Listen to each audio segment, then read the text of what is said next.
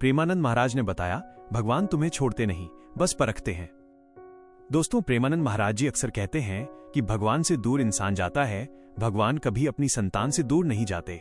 ये कहानी सुरेश की है, जो हम सबकी कहानी हो सकती है। सुरेश शहर में मजदूरी करता था। सुबह की पहली किरण से लेकर रात के अंधेरे तक पसीना बहाता, तब जाकर उसके घर का चूल्हा जलता था। उसके छोटे से परिवार में बूढ़े पिता, एक ममतामयी पत्नी और एक मासूम सी छोटी बेटी थी। सुरेश कोई बहुत बड़ा ज्ञानी या भक्त नहीं था, पर उसका मन साफ था। हर सुबह काम पर निकलने से पहले वो बस एक बार मंदिर की ओर हाथ जोड़कर कहता कि भगवान आज का दिन संभाल लेना, बाकी मैं मेहनत कर लूंगा। लेकिन समय का चक्र घूमा और उसकी जिंदगी में ऐसा तूफान आया कि हंसता खेलता परिवार बिखरने लगा। अचानक फैक्ट्री बंद हुई और उसका काम छूट गया। अभी वो दूसरी नौकरी ढूंढ ही रहा था कि उसके पिता की तबीयत अचानक बिगड़ गई। डॉक्टर, अस्पताल और दवाइयों के चक्कर में उम्र भर की जमा पूंजी पानी की तरह बह गई। सिर पर किराए का बोझ और बाजार का उधार बढ़ता ही जा रहा था। एक रात जब घर में सब सो रहे थे, सुरेश अकेला छत पर जाकर आसमान की ओर देखने लगा। उसकी आंखों से आंसू थम नहीं रहे थे। उसने टूटती आवाज में पूछा कि भगवान, मैंने कभी किसी का बुरा नहीं किया, मैं तो बस अपनी मेहनत की रोटी खाता हूँ, फिर मेरे ही साथ इतना बुरा क्यों? क्या तुम्हें मेरा दुख दिखाई नहीं देता? उस रात पहली बार सुरेश के मन में श्रद्धा की जगह शिकायत ने ले ली। उसे लगा जैसे भगवान उसे भूल चुके हैं। कुछ दिनों बाद भारी मन से वो मोहल्ले में हो रहे एक सत्संग के पास से गुजर रहा था। जाने की इच्छा नहीं थी, पर पैर रुक गए। वहां एक संत प्रेमानंद महाराज जी के विचारों की अमृत वर्षा कर रहे थे।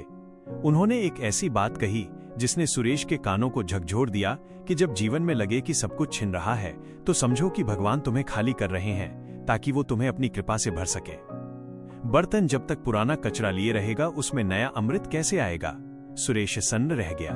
संत ने आगे कहा कि मुसीबत सजा नहीं होती, मुसीबत तो भगवान का वो निमंत्रण है जो तुम्हें उनके करीब बुलाने के लिए भेजा गया है।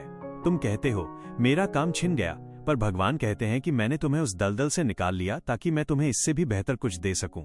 वो तुम्हें तोड़ नहीं रहे, वो तुम्हें तराश रहे हैं। सुरेश के भीतर जैसे रोशनी की एक किरण जाग उठी। उस दिन से उसने रोना और शिकायत करना बंद कर दिया। उसने एक नियम बनाया कि चाहे कितनी भी थकान हो, सुबह और रात बस 5 मिनट शांत बैठकर भगवान का नाम लेगा। कोई दिखावा नहीं, कोई लंबी पूजा नहीं, बस दिल से एक ही बात की, प्रभु जो आप ठीक समझो वही करना, मुझे आप पर भरोसा है। दिन बीतते गए, मुश्किलें अभी भी थीं, पर सुरेश अब पहले जैसा कमजोर नहीं था। उसके चेहरे पर एक अजीब सी शांति रहने लगी। उसे महसूस होने लगा कि कोई अदृश्य शक्ति उसका हाथ थामे हुए है। एक दिन अचानक सड़क पर उसे उसका एक पुराना मालिक मिला। उसने कहा कि सुरेश, मैं तुम्हें ही ढूंढ रहा था। हमारे नए गोदाम के लिए मुझे एक ईमानदार और भरोसेमंद आदमी चाहिए। काम पक्का है और तनख्वाह भी अच्छी मिलेगी। सुरेश की आंखों में खुशी के आंसू आ गए। देखते ही देखते कुछ महीनों में उसके घर की आर्थिक स्थिति सुधर गई।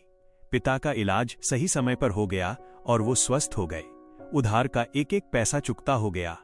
एक रात सुरेश फिर उसी छत पर खड़ा था, पर आज आसमान उसे डरावना नहीं बल्कि सुकून भरा लग रहा था।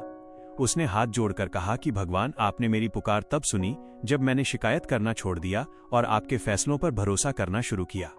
उसे महाराज जी की वो बात याद आई कि भगवान तुम्हारी आवाज नहीं, तुम्हारा विश्वास सुनते हैं। सच तो ये है दोस्तों कि जब इंसान क्यों में पूछना छोड़ देता है, तब भगवान अब मैं हूं दिखाना शुरू करते हैं। याद रखिएगा, वो आपको कभी डूबने नहीं देंगे, बस वो देखना चाहते हैं कि लहरों के बीच आपका हाथ उनकी ओर उठता है या नहीं।